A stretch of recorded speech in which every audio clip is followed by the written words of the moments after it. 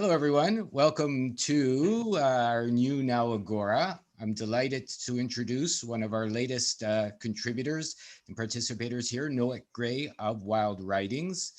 He has been sharing many articles, probably many of you viewers would know with us for well over a year now, directed towards, I would say, freedom, self-empowerment, self-explorations, all the lovely things that we've been sharing for our many, many years.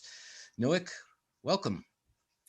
Thank you very much. Good to be here with you. Perhaps you can share with our viewers a little bit of what you'll be sharing when the new Now Agora goes live, some of your past explorations, a little bit maybe about your books, fiction and nonfiction, and, let them hear what you have to say about your own personal explorations, I would say, in regards to all of those lovely endeavors.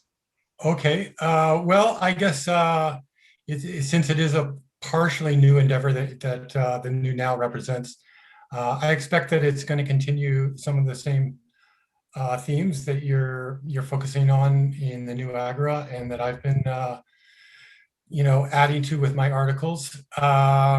So yeah, there's kind of two prongs to what I offer, and one is the writings in book form, which I offer on my website, nowickgray.com. And then the topical issues that I address every week in the new Agora. And these are partly creative. They give a taste of my writing style and my interests, the themes that I cover in my books, but they're also more up to date with what's current in what's happening in the world today. And what I feel are pressing issues that people need to look at, to discuss, to be aware of.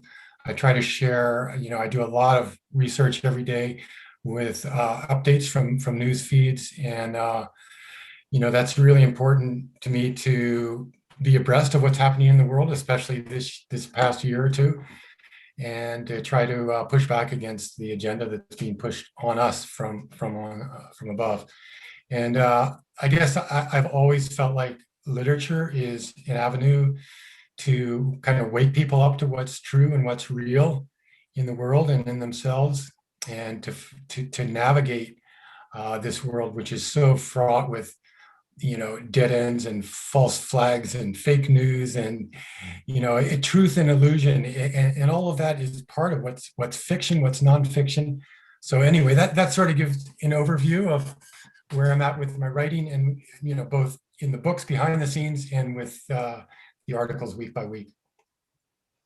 Well, the funny thing, I think, if it could be said funny in all of this is, one of the reasons that I've really wanted to launch our new Now Agora was to help people, wake up, get to themselves, figure out how to make their lives better, happy, healthy, and free, all related to, self-government and the understanding that, if you don't get off your ass and change for yourself, it's not going to change.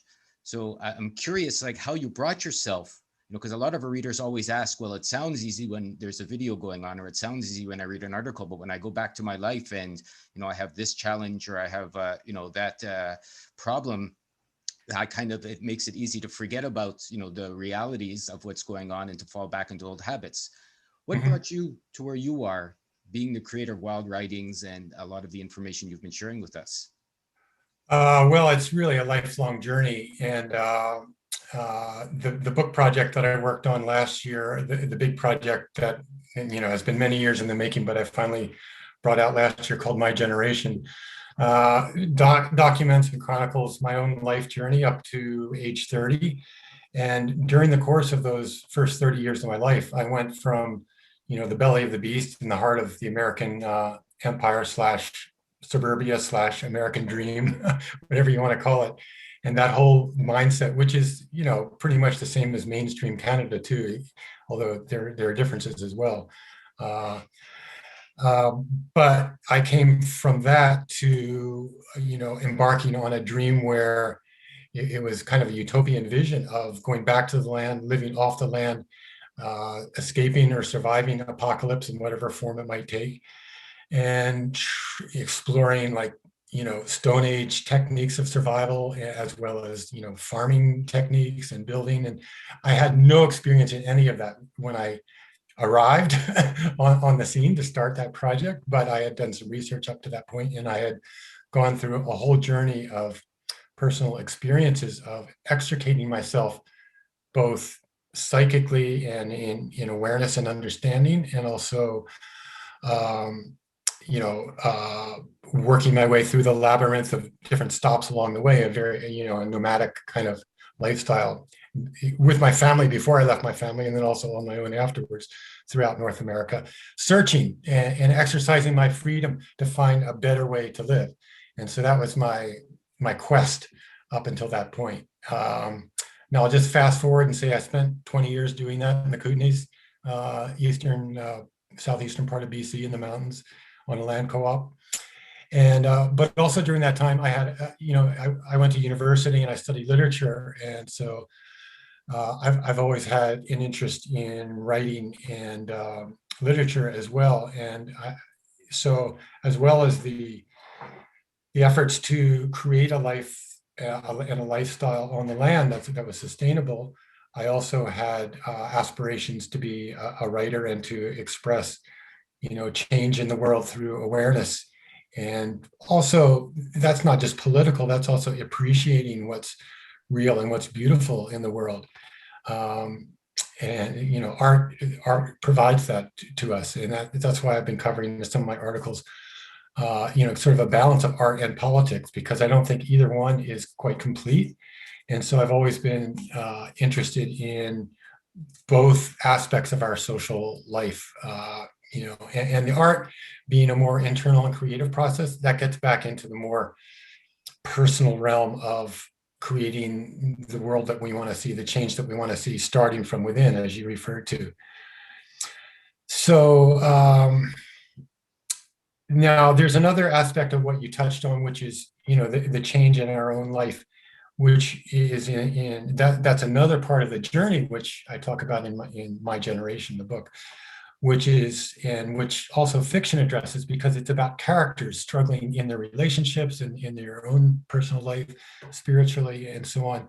And so that's another aspect to all of this that cannot be neglected. And so that was also something that is not accomplished overnight. That's also a lifetime journey, and none of us is ever complete in that journey either. So anyway, just to fast forward more on the life journey. So after in around 2000, 2002, I moved to Victoria, and because by then I was, I had created, the physical infrastructure of this life on the land, but the apocalypse wasn't happening, and I learned a very valuable lesson that it's really hard, even though it might be ideal, to create true self-sufficiency. It's not a simple life, that's for sure. I found out that right away. And after much, working it out, I discovered that the ideal of being truly self-sufficient, it's not going to happen in the way that we dream at first that we might, living as free people or communities back on the land. Well, community, that's a big one in sharing our skills and resources. But it's just not a simple equation. And so that's where, we each have to contribute to the world as we can. Our talents might not be in farming, it might be in making music. I studied music and started playing more African drumming type of music. And by the end of the 90s, I found myself, instead of, leading nonviolent action workshops on how to protect our watersheds from toxic pesticide spraying, I was showing up at the logging camps, protest camps, and playing drums to kind of boost the spirits of the people in the camp. And so and then later when I went to West Africa and studied drumming with the masters there, I found out that in those societies, which are quite ancient, of course, it was the same thing. Some people would contribute by going out in the fields with their drums and playing for the people working in the fields and boost their spirits for that in that way. So it really is an individual matter of what each of us can contribute. And that's also maybe a lifetime journey for all of us too, to find out what's truly resonating with who we are and what we can offer, and how that matches with what's needed in the world. I think that is some of the best advice you could possibly give anybody watching. Is there's no one right way for anybody. There's no one answer. Everyone has to do the explorations for themselves. Everyone has to see what they need to do, in my opinion. and to share what feels, from their heart or from their soul is the right thing to put out in the world. And if they follow their beautiful path, I like to say it's going to help make the world better. Not everyone's going to be a permaculture specialist, not everyone's going to be, like I said, a protester, but music, flowers, painting, dancing, whatever helps the world to become a better place is going to help the overall movement of sovereignty, I feel, and it's part of Yeah. self awareness and generating what you would like to do. I mean, I don't want to take up too much time since this is about Nowick, but it's exactly why we're launching the new now Agora, because in this short conversation I've had with Nowick, I already know him better than having read his writings for well over a year. I mean, getting to know someone, seeing their face, seeing how they feel, feeling their own path, and being able to ask them questions is why I've always wanted to do what we're finally getting to do in launching our new now Agora, as it will give us an opportunity, myself included, to see what people have done, to be inspired by their movements, their successes and failures, because everyone knows we have to make mistakes to be successful. And that will allow us to see what we may be able to do for ourselves. Nowick, how did you come to being the type of person that, because you're a regular writer, you're a great contributor, and you mentioned a little bit that you study literature and things like that. How did you end up? Because in the Kootenays originally, and then back to where you are now in Victoria. We may have even crossed paths. I think I was in the Kootenays myself about 18 years ago. Oh, okay. Yeah. Yeah. So I'll try to summarize here. So, I was born in Baltimore on the east coast of the U.S., not far from Washington, D.C., which is really the belly of that beast. And but my father was, in World War II, he was a bomber pilot in Germany. So that's, also the heart of that beastly activity, war. So interestingly enough, so after the military, he got in the oil business, which is also, sort of a natural fit, right, as we see even today. So, but as a result of that, my family moved around a lot, and usually I'd arrive in a new town after 2 years, in the last one, and people would say, "Oh, what you move a lot? What's your dad do? Is he in the military?" And I'd say, "No, oil." Same thing, right? So, sorry, I've lost track now. I've gotten too far away from your question. Oh, how did I get there? All right, so, yeah, so we moved around a lot. I went to college like everybody else in that culture at that time. And, there was no other idea of anything else to do if you were, a reasonably good student or whatever. So I went to college in New Hampshire. And in New Hampshire, it was kind of, I already had an idea of, being really wanting to be closer to nature too. And so the college I went to, Dartmouth College, is in a small town, Hanover, New Hampshire, and it's a beautiful mountain setting. And also along the way, we lived in a small town in Western Maryland, and I remembered what that was like to be in contact with the woods and the lakes and so on. So that was a thread that has lasted right up to the present day when I'm on Salt Spring Island, and love nothing better than to go kayaking or hiking on beautiful nature, every day. Here's the other thread that I lost there for a second. Part of how I was raised was to go to Sunday school, right, in the Presbyterian church or the Episcopal or whichever happened to be closest for my parents to ship me and my sister off for Sunday school lessons. But by the time I got to age 12, I realized that was not for me, and I told the preacher, thank you very much, but I have a better idea of what's meaningful to me than what I'm getting here. And he was fine, like, okay, what can I say? And my parents were fine. It was just something they felt like they needed to do. They weren't really into it. But anyway, as a result of that and all the moving around, my schooling was all screwed up because of different schools and such. So I ended up back in Baltimore when my parents moved back there after some other stops. And I applied to private schools because there were more options for getting my courses all lined up better. And the Baltimore school system was kind of odd that way. There were lots of private schools. But my parents didn't have a lot of money. So the offer I got that made the most sense was a Quaker school, Society of Friends, Quakers. And they're pacifists, right?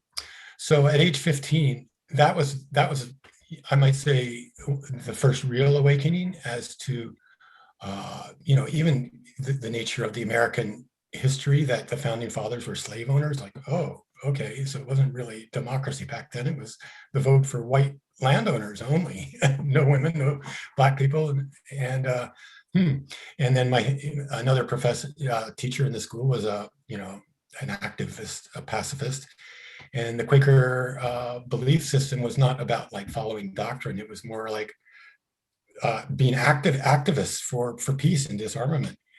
And so that totally resonated with my own, innate sense of what was important and meaningful. So that started me, it gave me the support for what I believe everybody's human innate resonance is going to be with those values of peace and human rights. And the Quakers also advocate for prisoners' rights, for example, for Native rights. So all of those things made sense to me, and I had a supportive community to pursue those values, and also not just in church. I mean, there's the so-called, it's not even called church, it's a meeting for worship, which is silent group meditation, right? And out of that you can speak your truth. And then when you go into a protest, you speak truth to power. That's a Quaker phrase, a favorite from way back. And so anyway, that gave me also an avenue to avoid the military draft if I needed to apply to conscientious objector status, which I was about to do in the late 60s when I was in university, but facing the military draft of Vietnam once I graduated. Anyway, there was some other fluke that enabled me to skip past that, in which you'll have to read the book to get into that little bit of longer story. But in any case, I didn't have to do all that. And but I will say, when I was 18 and we had moved to Illinois, then in the local meeting there said, well, you're 18 now and you're of draft age. What are you going to do when they draft you? And I said, oh, geez, well, what are my choices? They said, well, jail or Canada, or, work in a hospital if you're lucky and they give you that status. And I said, well, geez, I guess I'll go to jail. Because Canada, even to this day, I've talked to Americans, they have no clue what Canada is. It's like a big white void. It's like snow and igloos. And maybe they know more now, but because of media and social media and so on. But back then, it was, it was a fate worse than jail. Anyway, I got to avoid that, but I ended up in Canada anyway, because by that time, after how old was I then? After getting out of university, I spent 2 years in California, and that was better than the East, but it wasn't good enough. And then I got introduced to the West and mountains and what land was like when it's not all carved up into properties and fences, but there's more wide open wilderness. I was like, oh, okay, this is better. Further west is better.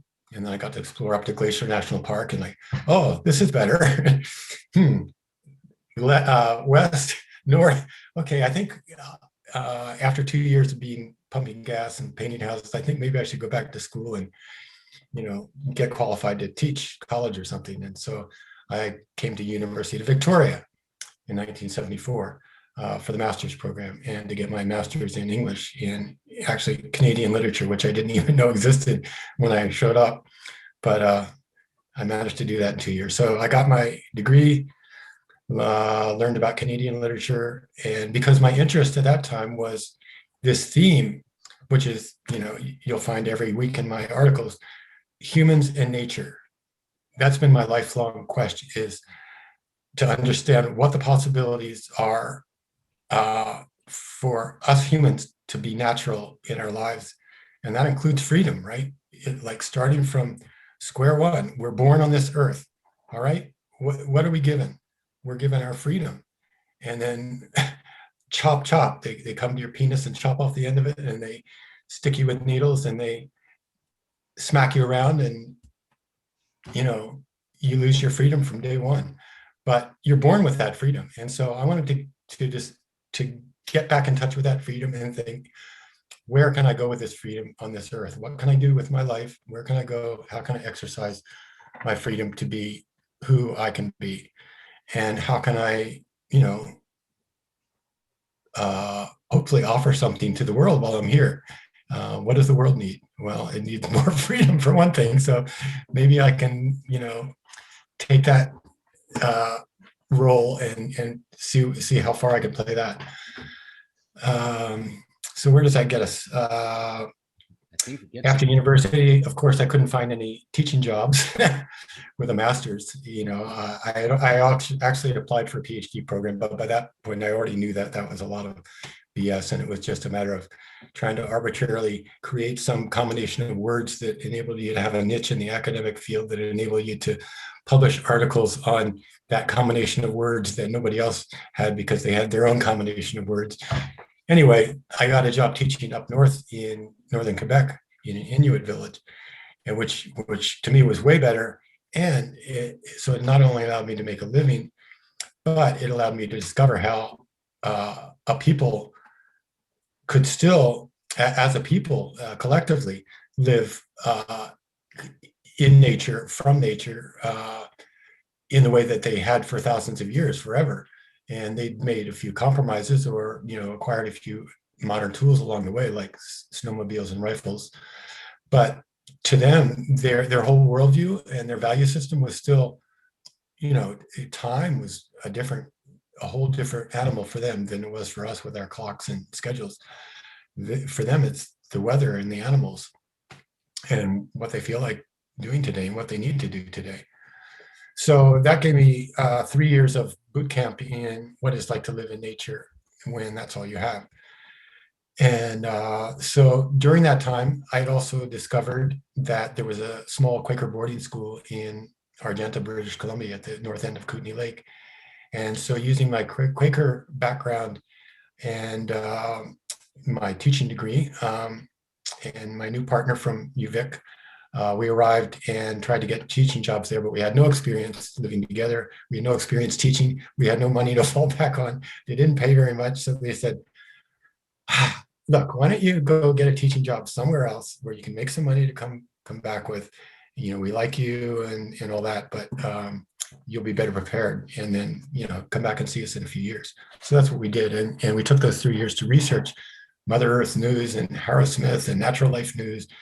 And we also had found out about a land co-op in Argenta, 200 acres, 12 home sites.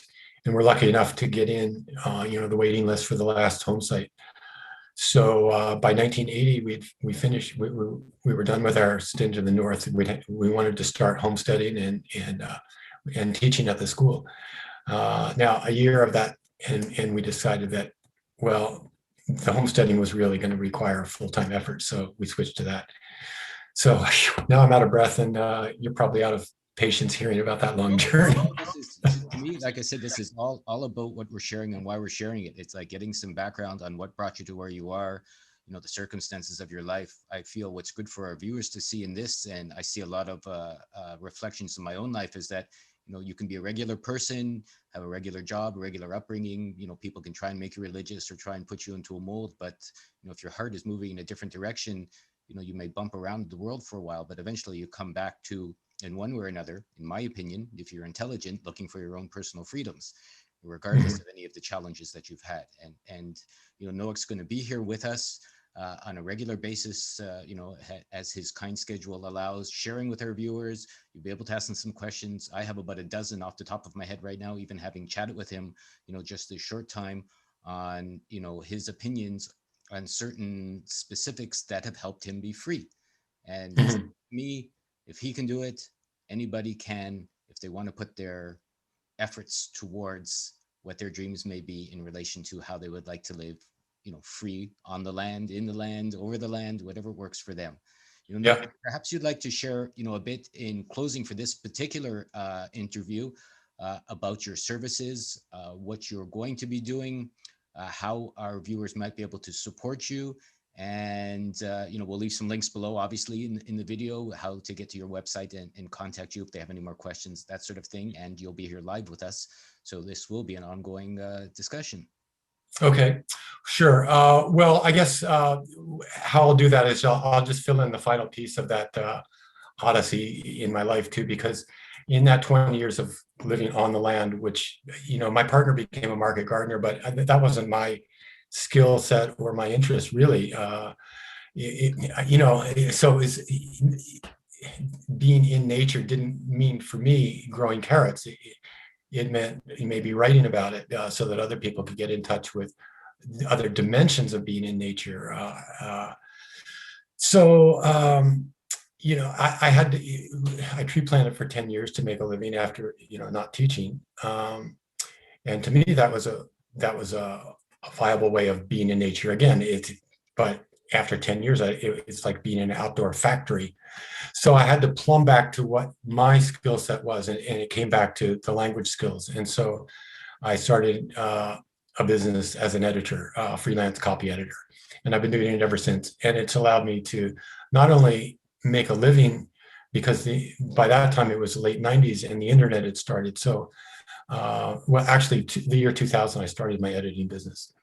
And 2 years later, I moved to Victoria. And 10 years after that, I started traveling the world in the winters. And through all of that, whether it was, in the Kootenays or in Victoria or on the road, overseas, I could carry on my editing business. And I still, to this day, make my living that way. So that's something I can offer to people who want to need that help in their own path. If they need help with refining their English in their presentation for their website or their own writings or their essay or their letter to application of somewhere, I can help with all those things.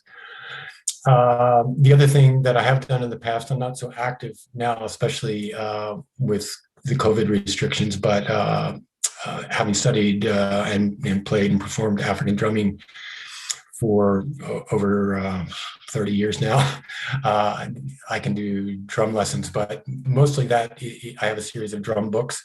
I didn't even mention those as part of my books. Those are actually the best-selling books because they're a very specific, useful resource for people who are drumming and want to know how to work with what the possibilities are with African rhythms and Latin rhythms and so on. So all that's available on my website, nowickgray.com. You can check out all my books there. I have a Facebook page. I have an editing website at it's called hyperedits.com. And I also have a website which kind of covers all these areas of my life that I've discussed with you today, called alternativeculture.com. I started that website in 1996, I believe, and I still I hope you don't mind. Half the articles I write for the Agora, then I repost to either Alternative Culture or my nowickgray.com, depending on the slant of the articles. I also write occasionally for articles for Medium or GlobalResearch.ca. Also, I have a little gig I started for the Island Marketplace on Salt Spring, writing for them. And let's see what else. You can go to Amazon. I have an author page on Amazon. I have a YouTube channel with a lot of free drumming videos, instructional videos, both djembe and dununs, which are the bass drums. So you can find out how to play a lot of the basic rhythms there with free online instruction. So just look for Nowick Gray, that NOWICK GRAY, any of those platforms. We'll leave it all below. Nowick will send us the links to everything he just mentioned. I'll put it below in this interview. It's basically an introduction to all of the lovely things he's been able to offer and all of the amazing ways he's helped, his own sovereignty and made some suggestions for other people's through the modern times, through sometimes 20 years ago, through his family history and, through the studies he's done in Africa and around the world. So Nowick, thanks so much for joining us. I'll put a little bit, as I said, about this below in this interview. And by all means, if anybody has any questions or suggestions or recommendations for myself or Nowick, we'll leave our links below where you can reach out to us. He'll be with us on a regular basis. Look on the new Agora or newagora.ca for his articles. They come out like clockwork once a week. And we're delighted to have you here. Anything you'd like to leave our viewers with, Nowick? Just anybody who has any suggestions or preferences or things they'd like to see more of or less of in the writing so far that they've seen, Yeah, or get in touch with anything you'd like to reach out to connect with, just let me know. Well, more here. I'm going to do a longer interview with our timing as it works out with Nowick for the new now Agora. And, we'll get deeper into some of the histories of what he's just chatted about, because like I said, have about 12 questions. Nowick, Okay. thanks so much for joining us here. There'll be more coming soon. I'll put this up live very, very soon. And if anyone has anything to share, feel free to do so. Like and subscribe, and we'll both be back to you very, very soon. Thank you so much for joining us. Okay, super. Thanks, Lawrence, and everybody. Ain't going back, not going buy into all that. Hey, hey.